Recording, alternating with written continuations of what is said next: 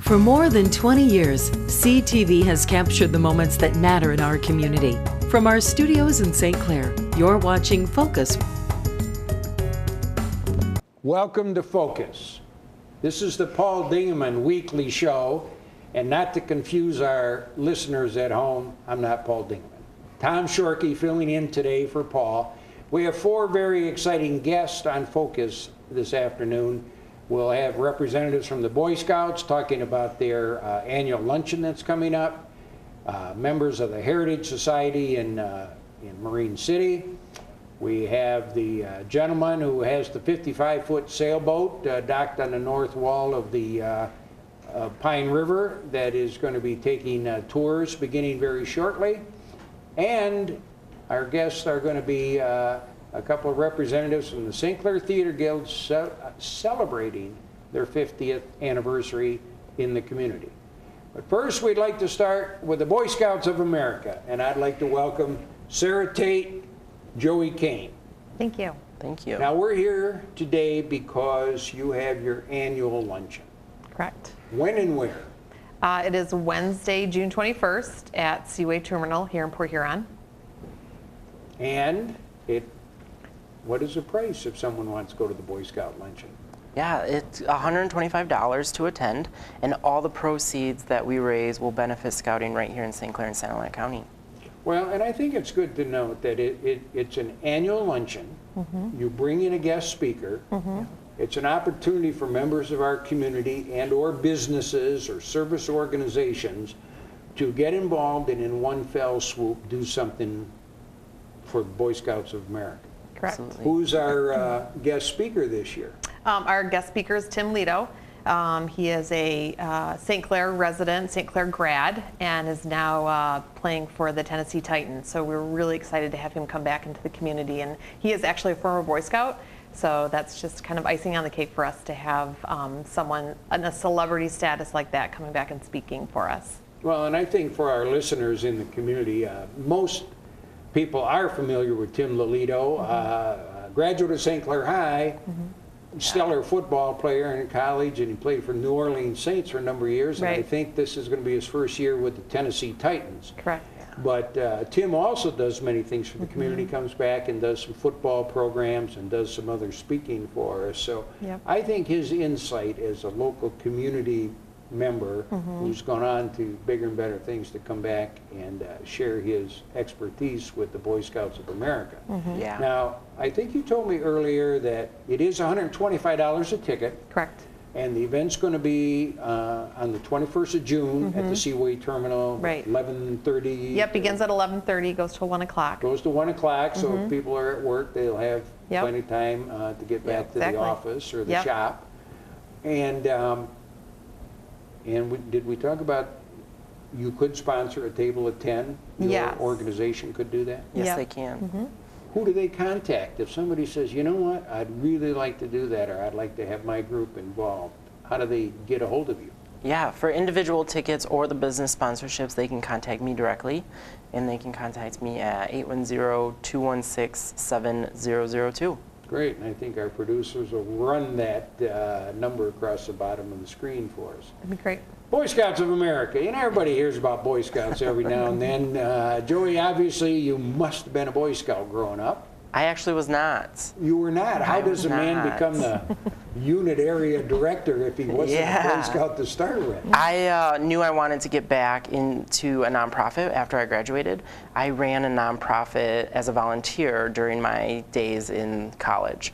So when I graduated, I knew that I wanted to continue and work for a nonprofit, and the Boy Scouts actually just fell into my lap, and it was a perfect opportunity for me.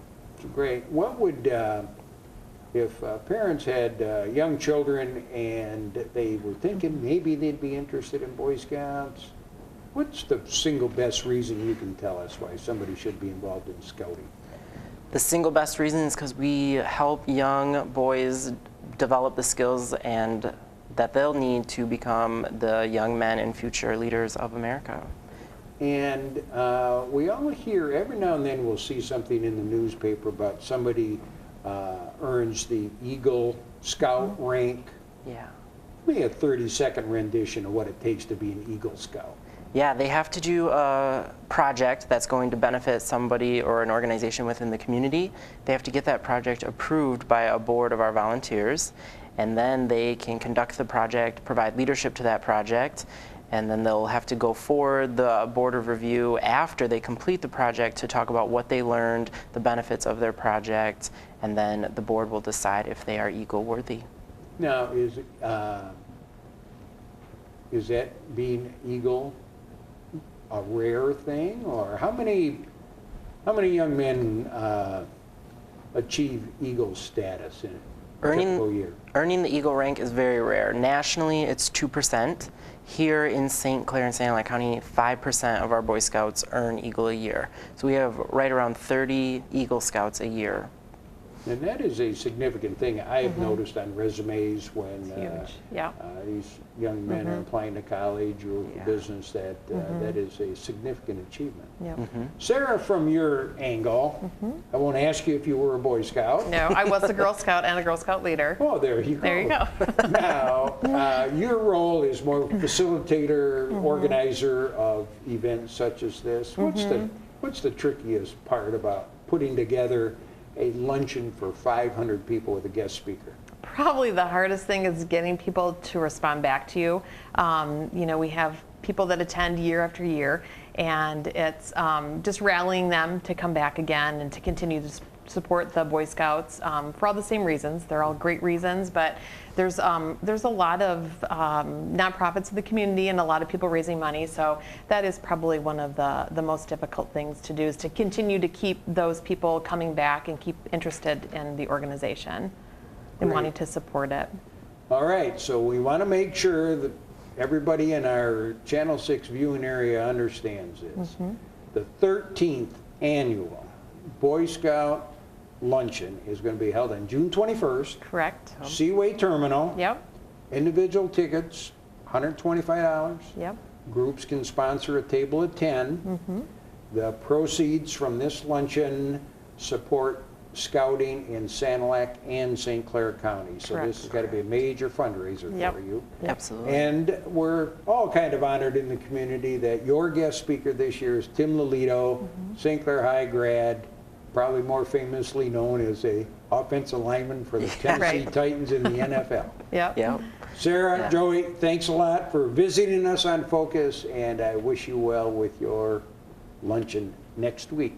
Thank you. Thank you for having us. Thank you. What we'll do on Focus next, we'll segue into our next group, and that will be two ladies from Marine City who will talk about Heritage Days and the 150th anniversary of the city of Marine City.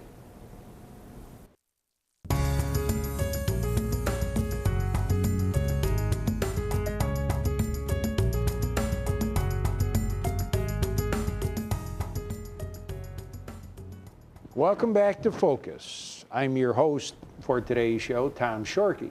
And with me today on Focus are two representatives of the Heritage Days in Marine City. We have Becky Lepley and we have Judy White. Ladies, when are the Heritage Days and what are they? But Heritage Days is the third weekend in September, which this year is September 15, 16, and 17. And it started, it's not really about, it's free because it's not about raising money, it's about education. And we do tours of our Richardson Romanesque Mason and Rice building, tell you a little bit about its history and its connections all over the country. And we wanted to have a special day, a time that was ours. We started out with one day, and now it's Friday evening and Saturday and Sunday. So it's basically become a 3-day event. And where is this event located? This event is located at Old City Hall in Marine City. The address is 300 Broadway. Great. The property is also known as Heritage Square, and that happens to be an historic district now. And we have everything from farm animals to people who are antique collectors, people who practice 19th century technology and skills, arts and crafts. We have music, lots of music, most of it old-timey music, which is appropriate to the setting. We have children's activities. Is there a food and is there like? Yes, we have a food vendor, Chuck Signori. I think it's called Food on the Move.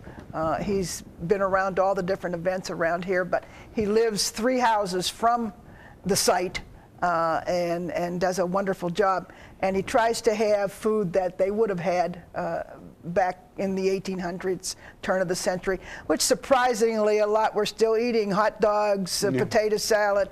And one of the things we found too is that Michigan grew the beans and gets the credit for feeding the soldiers in the Civil War, because that was one of our things. So we tried to have something that includes Michigan beans and so forth and so on. And there's free popcorn and water because the building at this point in time, there's only water outside. And so we want to have water available for people to eat, and then Chuck charges a very reasonable price for food on the premises. And for our listeners who haven't tuned into Marine City lately, although on a number of our either focus shows or the conversation show that I do, we've talked about the revitalization of Marine City, Yes. but you really represent taking a look back at the roots of the city. And is it my understanding that this is the 150th That is anniversary of absolutely the correct. city? Yes, it is our sesquicentennial. And that is a mouthful. That is a mouthful, What do you- and I had to look it up to spell it. I'm not a Okay, great speller. Friday night, September 15th, you're kicking off Heritage Days. What happens on Friday evening? The East China Community Band comes and does a concert, and they start out, usually we're trying to make it, since it's the 150th, is Marine City through the ages. So we start out with Civil War appropriate music, and we also try to have costumes. If you want to come in costume, everybody loves to dress up like Comic-Con and all that kind of stuff.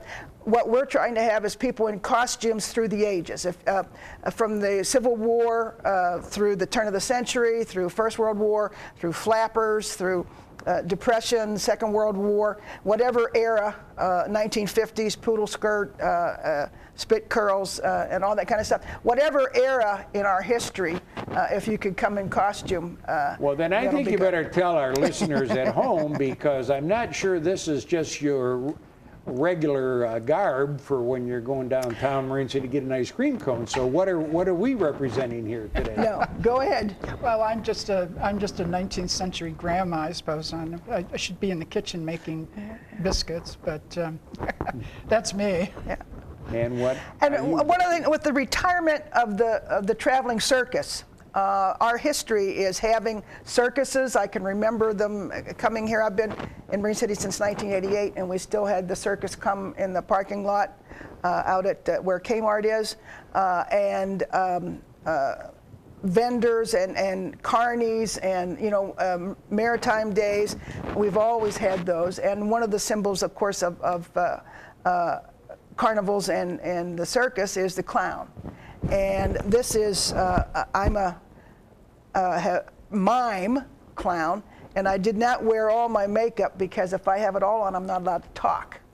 So I just wore part of it, but this is my costume for doing mime work. Now, we were going to kick it off with the community band on Friday night, but then on Saturday and Sunday, it's 10 a.m.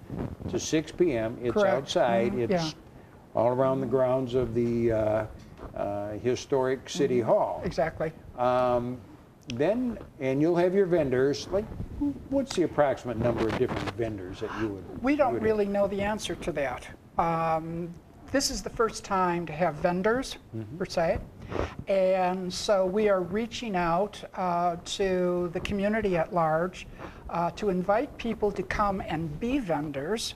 Our one proviso is that their art or craft be handmade and represent the 19th or perhaps early 20th century. Okay. So nothing modern at this point, but something instead that celebrates the past and our culture. And so we have reached out to First Nation people And I guess we have some connections made, and we will have some First Nation vendors as well. And is it Saturday when the Ojibwe The choir Ojibwe from choir, Walpole Island? yes, we're not sure the time yet because they have to deal with the ferry, two ferries actually, or a ferry and a bridge, and we're going to let them pick their time. But they should be performing on Saturday, and on Saturday there will also be a group called Music Arrera, which is old-time music on some instruments that we might not be familiar with at this time. And then we now have, this is new in the area, East China Community Band has now formed a jazz band. And E squared, B squared, I think is their cute little name, East China Community Big Band. And they're going to play on Saturday later in the afternoon. And so we're excited about that too.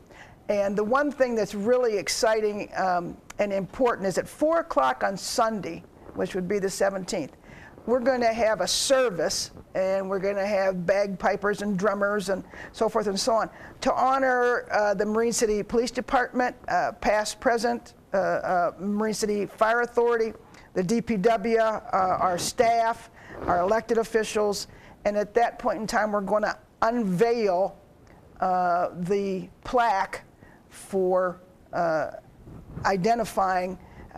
You talk a little bit about that because this is your project. There are two things we're going to unveil. One is a plaque that identifies the building as being on the National Register of Historic Places.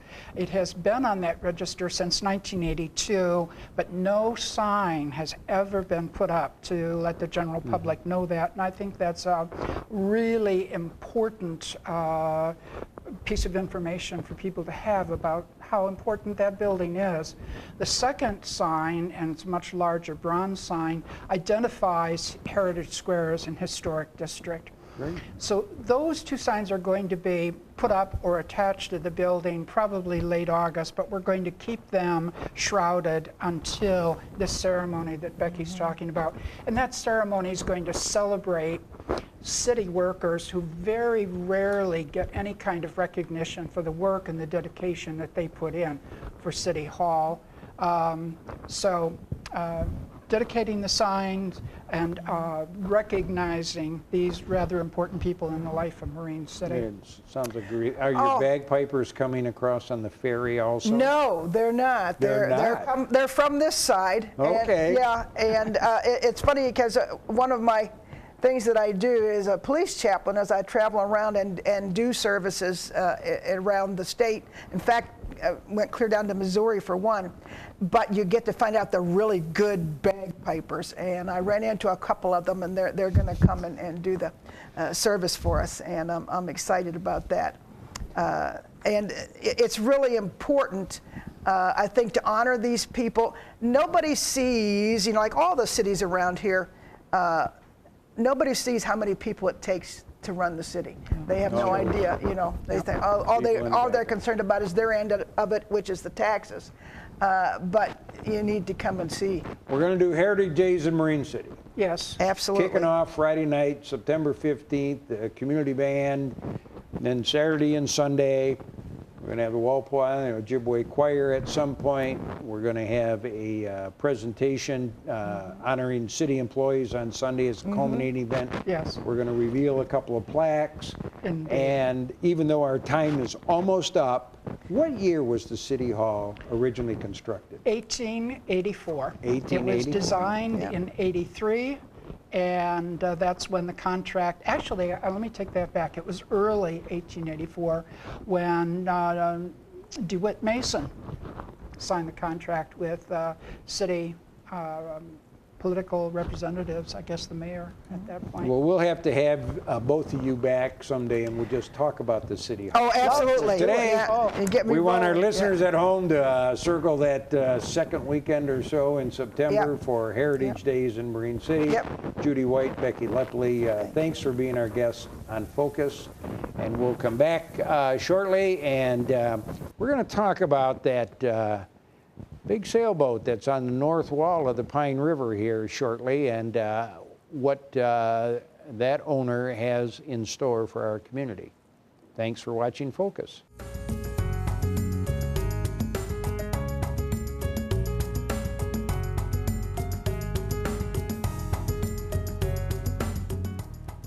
Welcome to Focus. I'm Tom Shorkey, your host today, filling in for Paul Dingeman. With us today is the captain, the owner of the sailboat Jacob, and that is moored on the north wall of the Pine River, right kind of just past Pepper Joe there.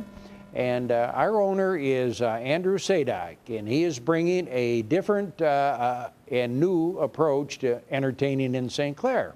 So with that, welcome, Andrew. Thank you, sir. Now, is it 55 feet long? Tell me about the boat first. The vessel is a special vessel, I believe. There were only 3 built. She is 55 feet long. One of the sister ships belonged to Teddy Kennedy, and another similar vessel belonged to the Beach Boys, and they used it as a recording studio out in California. Oh, really? Many years ago. She was built in the 70s, and I've rehabbed her, reconfigured all the systems on the vessel for commercial use for the past 3 years, and I'm happy to say, very fortunate to say, that this morning the Coast Guard approved the vessel for 42 passengers and 2 crew, so we're ready to go. So, and being ready to go, what that means is what's going to be offered in St. Clair this summer on Mondays and Tuesdays, beginning, I believe, on June 19th, is the opportunity for people to take a ride on a 55-foot sailboat. And what if somebody's interested? How do they get their ticket, or how are you going to handle that? So, I've been a captain out of Chicago for the last 15 years. I ran the architectural tours on Lake Michigan and the Chicago River, and as well I own a tall ship named Red Witch, which was out of Chicago, now is in Kenosha. We'll be serving Milwaukee and Port Washington, Wisconsin this summer. And what we have offered for the last 15 years are private events, and we up to 40, actually on this vessel up to 42 passengers, and we also offer public sales. So what someone can do is go to our Facebook page. Can I plug myself here? Well, plug. Oh, that's why you're on. Go ahead, plug it, and I think our producer will probably run the information across the bottom of the screen. But great. How do people find out about it? So you can find us at facebook.com/Sales St. Clair, or you can go to salesstclair.com, or you can call us at 312-469-0233. We have a beautiful website. It's all menu driven. You can pick up tickets for public sales through our website, or you can call us to pick up tickets and or to schedule a private event. And our private events can be very casual or very formal. We offer catering and we offer a beverage package, or you can BYOB and bring your own food. So if you, so theoretically we got 2 ways that somebody could take a ride on the Jacob. You're just like your daily cruise that you do on Monday and Tuesday. If somebody's in town, or they've often wondered what it's going to be like to be on. Many people live in this area really have never been out on the water. Right. And not only being out on the water, they're going to be in a fully operational 55-foot sailboat. But as soon as you clear the bridge and hit the river, those sails are going up, is my understanding. Yes, they are. We'll either travel north or south. It really depends upon the wind and the current, and we'll go one of the 2 directions. Once we get into a position where we can, as quickly as we can, we turn off the engine, the sails are up, and really the magic happens when the engine's turned off. So it's more about feeling the ambiance of a sailing ship on the water, rather than you're not out there to play rock and roll and entertain with a lecture. But that's I mean, if you had the public on board, it might be their option if you could say, tell us a little bit more about these sailing vessels type of thing. Yes. The way that it works is, again, the beauty of sailing really is the silence. So we offer that experience for a couple minutes, and then some people really enjoy the quiet, especially at sunset. We offer 2 sails, actually on Mondays and Tuesdays, I should mention. We offer a 6 o'clock, which is a little warmer, and then we offer an 8 o'clock, which is the sunset. And they're both very beautiful, both equally wonderful. Some people really enjoy the silence, so I'll just try to read the crowd and offer them the opportunity that I will not say a word, or I offer them the opportunity where I will speak as long as they'd like me to speak. I can discuss navigation, discuss meteorology, discuss boat construction, boat design, and whatever they want, we do. Well, that sounds good. Now, if a service organization, a business, or somebody's having a 50th birthday party for their neighbors, they could contact you and you would do a private party sailing. Is that correct? That's correct. Yeah, we offer private events. Out of Chicago, we did many corporate events. We used to do about 80 corporate events a year for Fortune 500 companies, and then down to the smallest companies, because even if there's a company with 4 or 5 employees, everybody knows, 10 or 15 people, and boom, you've got 30 people on the vessel. It's wonderful for wedding parties. I've actually, as a ship captain, I've married many couples on Redwitch. Yeah. And it's an interesting way to get married as well, and or just doing pre and post wedding parties, family reunions, you name it. We've done birthday parties for 2-year-old children, and you name it, we've done it. The only thing we don't do anymore bachelor parties because they're too crazy. What about, okay, you're from Chicago, you spent a lot of time on the West Coast, you've kind of landed in Southeast Michigan. Do you have any trepidations about trying to start this thing up? I know you had so much experience in Chicago, but there's like a gazillion people in the Chicago metro area or down around the Navy Pier or whatever. Any concerns about getting this thing off the ground? The opposite. I'm absolutely confident about this because I think that, number one, it's an area where people really want to be on the water. They don't have the opportunity to be on the water. And there's a very famous architect who was, I believe, out of Chicago. His name was Louis Sullivan.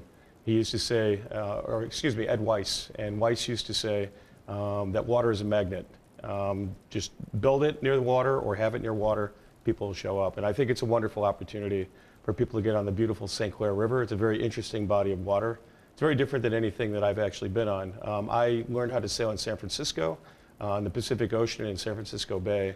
Then I have a lot of experience on Lake Michigan and the Chicago River, but the St. Clair River is really unique. It is unique. With its current. It really has a different set of challenges for sailing and really opportunities, and it's quite beautiful, and the shoreline is gorgeous. It's great, and when you look at the size of Lake Huron, and all of a sudden in Port Huron, that entire lake dumps into a less than a mile wide river, it probably has some challenges of its own. Yes. You're somewhat working on partnerships with local restaurants or dining establishments. How does that piece fit in? Yes, we are. We're interested in doing, and the restaurants are interested in doing dinner packages and lunch packages. Basically, you'll get a discount for the boat ride. Mm-hmm. That's what it comes down to. So we've been in contact with the River Crab, Voyager, LaCroix, Murphy's, Warwater, and Pepper Joe's, and all the restaurateurs are extremely excited about this because it brings another activity to downtown, another reason for people to be in St. Clair. Now, why Monday and Tuesdays? Well, the restaurants have slow days on those days. Yes. And the other fact is right now I'm still running Tall Ship Redwitch out of Wisconsin and Chicago. Oh, so on the weekend you're over there? I'm driving like a maniac back and forth between Chicago, Wisconsin, and Michigan right now. Yeah. And once I find some more captains and hire more crew, then I can slow it down. And then once business picks up in this area, we'll start offering probably 7 days a week. Now, would you, we didn't get around to price yet, so if somebody wants to take a sail on your boat, what's that ticket going to cost? The day sails are $25 and the sunset sails are $30, and then we have a discount for children under 7. Okay, and then if a private group wants to rent the boat, then you just kind of work that out with them as far as depends what they want to have involved, or? What'll happen is the private events, we find that sailing under 2 hours, at least for a private event, under 2 hours, it's like a film. Yeah. Under 2 hours is too little, and over 3 hours is too much. Yeah. So they will pick whether they're going to rent the boat for the entire vessel for 2 or 3 hours, and then we charge them by the hour. During the week, I believe it's $3.25 an hour. Yeah. So it comes out to under $20 a person, and then on weekends it's a little over $20 a person. It's I think $4.25 an hour. And then it starts from there. They can BYOB, in which case they just bring what they want to bring their own food, or we can offer a beverage service and we can offer catering. Now, where you have the boat docked right now, is that where it will be? Is that where people will board the boat, yes, et cetera? Right, that's our spot. Okay. Yeah. All right, sounds like a great opportunity for our listeners at home. We're talking to Captain Andrew Sadak, pardon me. And the Jacob is right now, if anybody wants to kind of see what that looks like. I noticed that you were ready for your inspection today, and the flags were up and all the safety gear was in position. And very shortly, on Monday the 19th, we're going to be ready for the maiden voyage. Yes, sir. Good luck to you. Thank you. And on behalf of Focus, thanks to Andrew for joining us today. Stick with us. In a few moments, we're going to talk to a couple of people who will inform us about the 50th anniversary of the St. Clair Theater Guild.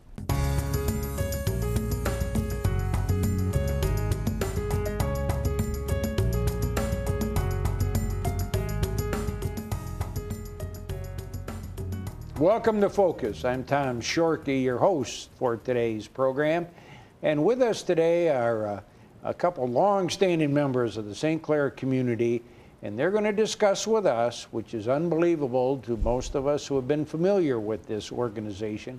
It is the 50th anniversary of the St. Clair Theater Guild. With me today, Sue Daniels, Brian Moss. Let's talk Theater Guild. Okay. Could it really be 50 years?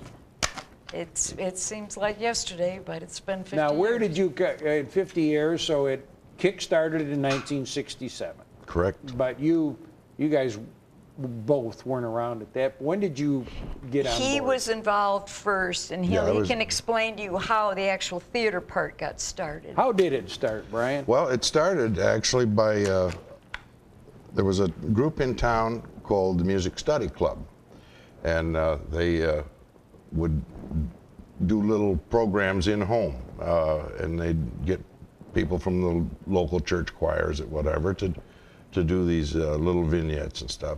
And eventually they started doing a little bit of it on stage, like in that cafetorium at the high school and stuff like that. Eventually, Youth for Understanding, the exchange program, put on 3 Gilbert and Sullivan musicals to help fund the Youth for Understanding. And then out of that came St. Clair Theater Guild in 1967. Great. And what will the Guild do? What is your gala event plan for your 50th anniversary? Well, this year being our 50th anniversary, we're doing a 50-year review in June, 22nd, 23rd, and 24th, down at the Performing Arts Center. And a lot of the people who originated the roles way back have come back to recreate their roles. And I think we are doing 42 numbers. Yeah, right around 42 Some numbers. are short and sweet, but we're doing around 42 numbers representing about 32 musicals. Wow. Because we repeated some musicals. As Several. people know, if ever we needed a boost, we did The Sound of Music and filled the house. This area loves The Sound of Music. And we could do it every other year and they'd fill the house. So you're bringing back many veterans who probably haven't been involved with the Guild for a while, but That's right. to There's a sing bunch their of them, favorite. Now, does that mean Judy Avison comes back as the nun from Patent Leather Shoes? I wish she could get down here, but Yeah. she said she would love to come, but she couldn't get down here. It's going to be at the PAC, for our listening audience, the Performing Arts Center, the East China Auditorium, Right. down near the stadium in the central office. And it's going to be, what dates? June 22nd, 23rd, and 24th, And- 7:30 p.m. Each night of those 3. Ticket prices? $15 for adults and $12 for seniors and students. And I think I did see someplace, Sue's Coffee Shop. Where else are tickets available? Sue's Coffee House, the St. Clair Art Center, and then 235 Right store on the corner in right Marine in the City. corner in When Marine you come to City. the traffic light and you look across the street. Those are the places. Plus, we do have will call. Oh, If okay. you go to our website, which is sctg.org, you can reserve tickets on the website, and they'll be held at the door for you. Now, in the 50 years, Sue, you're much too young, so I know you weren't there in '67, but probably came a few years later. But you spend most of your time on the director side more than on the stage side. Yes, I prefer that. Of all the performances over 50 years, is there any that really like sticks out in your mind as special? Well, there's several. There's several. I think we'll agree that everybody has their favorites. But my favorite one wasn't even done in the Performing Arts Center. We did it in a church, and that was Godspell. Small cast. They were like a family. It was very good. It was just, it molded together so beautifully, and the voices were fantastic. It was great. How about you, Brian? What's your fond memory? Well, my fond memory was the one show that I directed in 90-something, I don't know, early 90s, called They're Playing Our Song. And it had, again, a small cast, but it was very musical and a lot of fun. And that was done in the old auditorium. Now, what about the larger productions like Sound of Music, South Pacific? Were those probably a couple of the ones that required the most people, or not? The hardest one, as far as a cast was concerned, was the second King and I we did in 2008. We had 32 Siamese children, plus their parents, because they had to have a parent there for control, plus the adult cast down at our building trying to rehearse a show. And that was a zoo. I can only say that it was a zoo. But it came off. It came off. And everybody worked real hard, and we even could squeeze the ballet in that small space to be done, but then got to enlarge it once we got on the stage at the PAC. How tricky is it when you're involved in theater and egos and everybody thinks they have the best voice? You probably had to slice and dice some things over the years with. The hardest part of a production is the audition. Yeah. Because everybody wants a lead. And not everybody can have the lead. We need a chorus, and we need sub-leads too. And sometimes the egos play in, and feelings are hurt. But by the end, it all comes together. And every now and then they need a good barbershop group like Music Man or That's whatever. That's his. That's your specialty there. Yeah. What, in our area now, as we've talked, our high schools have real strong Yes, they drama do. programs. Yes, they do. We've seen the theaters being developed in Marine City, the Snug and the Riverbank, and the bittersweet side of it is it makes it tougher for local theater like yours, where it's all volunteers, and there's only so many warm bodies in these small towns. But really, on the bright side of that is your group for 50 years has probably been the impetus for getting all these other organizations rolling. I mean, really bringing the love of theater to That's correct. To our community. When we started in '67, there was only one other community theater group in the county, and that was Port Huron, and they were only 2 years old then. So, it's all grown. It's the community theaters that have built the atmosphere that allows for the semi-pros and pros. So for the last number of years, your performance has been down at the East China PAC. Is that correct? What's the outlook for the Theater Guild? Are we you're looking for new blood, or is it always looking for new blood? Anybody that's interested on the technical side or on these being on stage, we're always looking for new people. We've got a fella that came in, and hasn't had any experience at all. I don't think Bob has. No. And he wanted to be part of it. And he's also documenting it for the museum presentation for our 50th. And he's out there singing and dancing with the guys. And he's never done it before, and he looks like he's having a good time. Wow, and this is what we need, bringing out people, something to do. It can be a great hobby. And I think what people have to understand, and I have seen it with our high schools, is you don't have to be the one on the stage. There are so many. A lot of other jobs. There are so many things backstage now, and now with the technology that gets involved, you know, back it used to have a couple of strong guys pushing those sets through around, the whatever. 3-foot door. Yeah, and that now, but there's a lot of opportunity. So I think we're all going to look forward to, and it's only about 10 days. What's today? The 8th. So we're getting very close. Yeah. And the documentation that somebody's doing on is that getting rolled into this show at all, or what? No, it's going to be done in the fall. Oh. The presentation on the Guild through the museum will be that. You know how they've been doing these presentations down at the community center. The Theater Guild they're doing one on us. Oh, that'd be great. Yeah. The was there rules about whether could you actually videotape your production? Used to be able to. Well, we used to do it innocently, duh. Yeah. We just, we didn't know About the until finally we copyright. read the fine print and the contracts from New York. Yeah.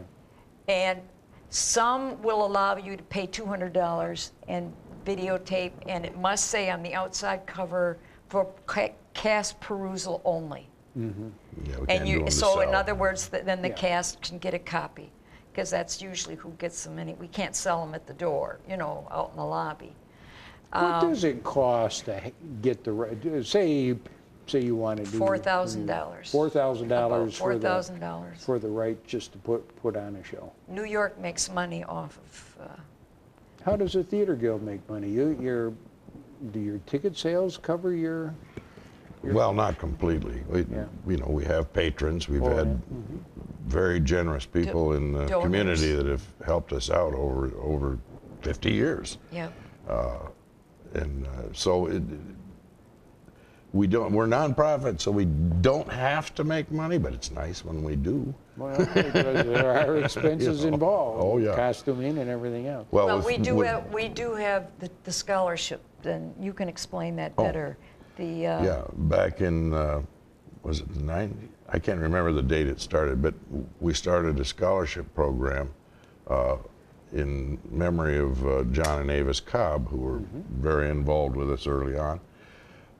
And we've been giving out 1 or 2 scholarships every year since. I can't think. Well, that's great. I don't think we've missed any. We've got this year. We have Ashley Beatty and Autumn Lynch. Those I should have written it down. Are our 2 winners this year. They were both from Marin City High School. Oh, great. And so we're happy to be able to do that. It allows students to go forward in the arts in particular. And the plug that I'll put in for your June 22nd, is that a Thursday night? Thursday, Friday, Thursday, Saturday? Friday, and Saturday. Thursday, Friday, Saturday, June 22nd, 23rd, and 24th. You've had a lot of incredible productions over the years, and the songs, and bringing back people who perform those songs on stage. If somebody's looking for something kind of neat to do in the summer, I think it'd be well worth your $15 or $12 to come out and see what the St. Clair Theater Guild has provided this community for many years. Yes, and that's, like Sue said, we've managed to hit about 30, some of them, well, 50 musicals that we've done over the years. So it's been fun. We're having a good time. The cast is having a good time. Well, I think that's kind of a sidelight as much as the performances you want to go well, but the way the cast bonds during all that time. Oh, yeah, that's half of it. When they're having fun, I want them to have fun. And we're only rehearsing once a week. So that's all we've asked of them, because it's been very hard to get all these people together. And last week we were fortunate to have 2 of them come in from out of town to get some numbers worked out that we were concerned about. Now that's all worked out. Now we've just got 1 more left to work out, and she's all on the boards. Well, on behalf of Cable Channel 6, Paul Dingerman, and our community, appreciate what you're doing, and we'll get it out to our public that Thursday, Friday, Saturday, the 22nd through the 24th of June, Performing Arts Center down at East China. You can see the 50-year review of this theater guild by the local talent, homegrown talent in our neighborhood. This is Tom Shorkey. Thanks for watching Focus.